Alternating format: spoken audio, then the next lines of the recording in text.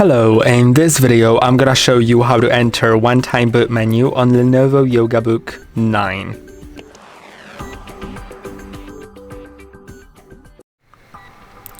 To do it, you need to first shut down your laptop, so let's do it by clicking on the start button, then power icon and click on shut down.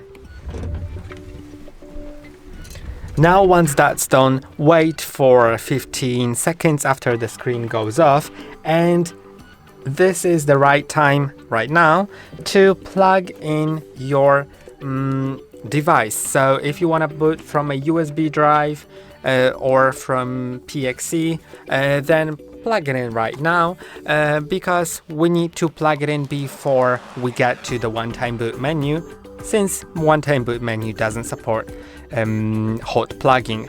And now you need to go to the right side of your laptop, and here you'll see the power button, and next to it there is the camera switch. Since this laptop doesn't have an embedded keyboard, it only has an external keyboard, then you won't be able to use that Bluetooth keyboard to enter BIOS. So what we need to do to enter one-time boot menu, so to enter it, we need to first press on the power button, then start switching the camera switch on and off repeatedly until we get to the Lenovo button menu.